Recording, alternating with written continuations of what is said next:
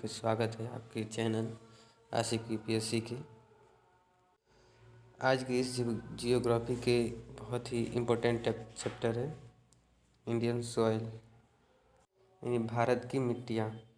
इसमें हम देखेंगे और इसके जो प्रीवियस ईयर क्वेश्चन हैं उनका भी अध्ययन करेंगे, जो आपके लिए बहुत ही महत्वपूर्ण है।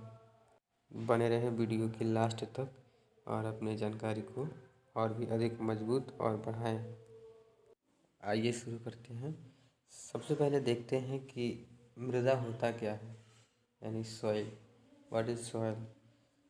तो देखिए, मृदा की ऊपरी परत, जो ऊपर परत होती है, ऊपर पाई जाने वाली दानेदार परत है, जिसका निर्माण मूल रूप से चट्टानों के विखंडित होने, उनमें वनस्पति व जीवों के सड़ने, गलने तथा जलवायु की प्रक्रिया से निर्मित अम्लीय पदार्थों से लाखों वर्ष की प्रक्रिया के बाद मृदा का रूप लेती है। जिस ज़मीन पर आप खड़े हैं वहाँ जो ऊपर की जो दानेदार मिट्टी है उसको ही हम मृदा कहते हैं। ठीक है, आइए देखते हैं। और मिट्टी के अध्ययन के विज्ञान को मृदा विज्ञान कहा जाता है। मृदा विज्ञान को इंग्लिश में पेडोलॉजी कहा जाता है। एक बार और, मृदा विज्ञान यानी पेडोलॉजी। दोस्तों, हमारे भारतीय कृषि अनुसंधान परिषद ने भारतीय मिट्टी को 8 वर्गों में विभाजित किया है। और वो 8 वर्ग कौन कौन से हैं आइए आपको बताते हैं। पहले 8 वर्ग में विभाजित किया है। पहला है जलोढ़, दूसरा है काली मिट्टी, तीसरा है लाल मिट्टी, लेटेराइट, पर्वतीय, दलदली, मरुस्थलीय और लवणीय मिट्टी। यानी कि हमारी जो भारतीय कृषि अनुसंधान परिषद है, इंडियन एग्रीकल्चर ऑर्गेनाइजेशन, इन्होंने 8 वर्गों में हमारे भारतीय मृदा को बांटा है। ठीक है, तो मृदा कौन कौन सी है? जलोढ़ मिट्टी, काली मिट्टी, लाल मिट्टी, लेटेराइट, पर्वतीय, दलदली और मरुस्थलीय, और अंतिम में लवणीय मिट्टी। आइए इनके बारे में एक एक करके अध्ययन करते हैं। भारत की जो मृदा है, भारत की धरती, यहाँ पर सबसे ज़्यादा क्षेत्रफल में 4 प्रकार की मिट्टियाँ पाई जाती हैं। पहला है जलोढ़, दूसरा लाल, तीसरा काली और चौथा लेटेराइट मिट्टी।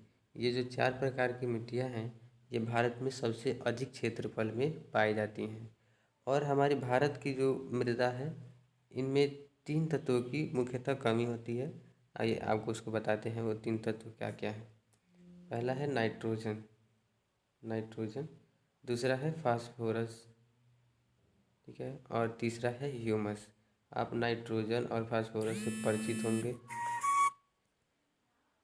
ठीक है, आइए अब देखते हैं कि ह्यूमस क्या होता है।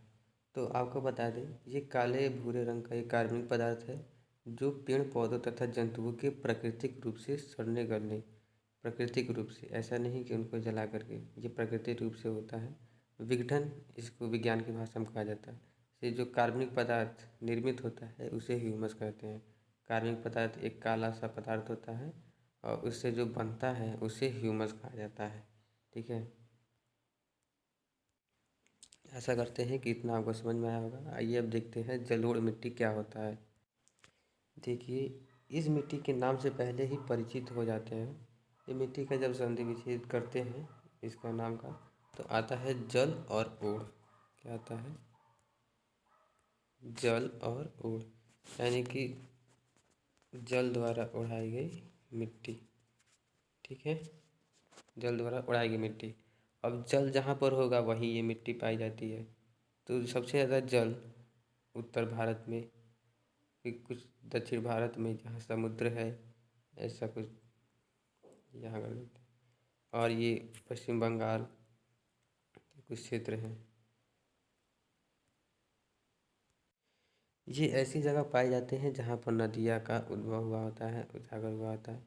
नदियाँ या पानी, जल, यहाँ पर भी अरब सागर है, बंगाल की खाड़ी है, तो ये नदियों द्वारा लाई गई मिट्टियाँ होती हैं।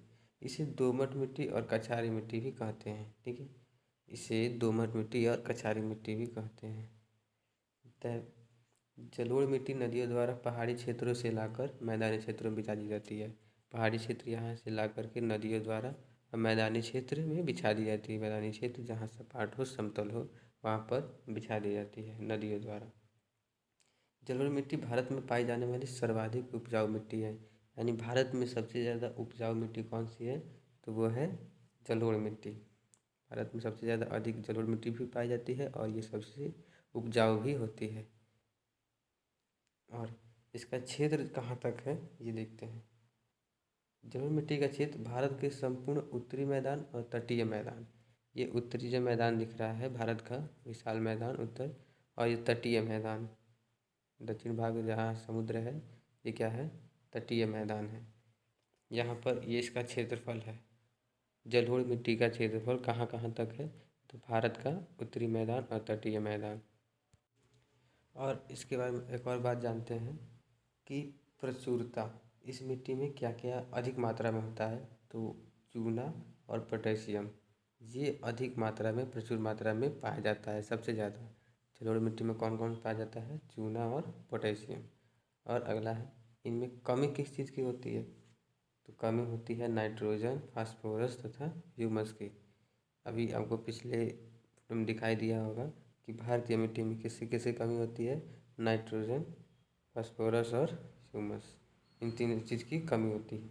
ठीक है, और ये मिट्टी कौन कौन सी फसल के लिए उपजाऊ होती है, ये देखते हैं। ये धान की खेती के लिए काफ़ी अच्छी मानी जाती है, साथ ही साथ गेहूँ, मक्का, तिलहन, आलू की खेती के लिए भी ये अच्छी मिट्टी होती है, अच्छी मृदा होती है। तो जलोढ़ मिट्टी में कौन कौन सी फसलें उगाई जाती हैं, धान, गेहूँ, मक्का, तिलहन, आलू खेती अच्छे से होती है, इन सब की चीज़ की। अब आशा करते हैं जलोढ़ मिट्टी समझ में आया होगा। जलोढ़ मिट्टी किसे कहते हैं, तो जल द्वारा लाई गई मिट्टियों को जलोढ़ मिट्टी कहा जाता है। इनका क्षेत्र कहाँ तक है, भारत का संपूर्ण उत्तरी और दक्षिणी तटीय मैदान। जलोढ़ मिट्टी को दो प्रकार होती है। जलोढ़ मिट्टी को कितने भागों में बांटा गया है, दो भागों में। एक होता है बांगर, दूसरा होता है खादर। बांगर का दूसरा नाम है पुरानी जलोढ़ मिट्टी, खादर का दूसरा नाम है नई जलोढ़ मिट्टी। ये जो नक्शा आप देख पा रहे हैं, ये नक्शा बिहार का है। बिहार का स्रोत किस नदी को कहते हैं, कोसी नदी को। ये कोसी नदी अपने साथ जो अवक्षेप लेके आती है जलोढ़ मृदा के रूप में, वो बिहार के कुछ जिलों में, जहाँ ये सबसे ज़्यादा गाढ़ा हरा रंग दिख रहा है, बिहार के कुछ जिलों में सबसे अधिक बाढ़ आता है। और आप जानते ही हैं कि नदियों द्वारा ही जलोढ़ मिट्टी आती है, तो सबसे ज़्यादा जलोढ़ मिट्टी यहाँ पर पाई जाती है। और यहाँ सब ये बांगर मिट्टी है। ठीक है, ये हरा जो दिख रहा है कम हरा, ये बांगर मिट्टी है। और ये सबसे ज़्यादा जो दिख रहा है ये खादर मिट्टी है, या इसको नई जलोढ़ मिट्टी भी कहते हैं। तो खादर मिट्टी सबसे ज़्यादा उपजाऊ होती है, बांगर उपजाऊ होती है लेकिन कम उपजाऊ होती है, लेकिन सबसे ज़्यादा उपजाऊ खादर मिट्टी होती है।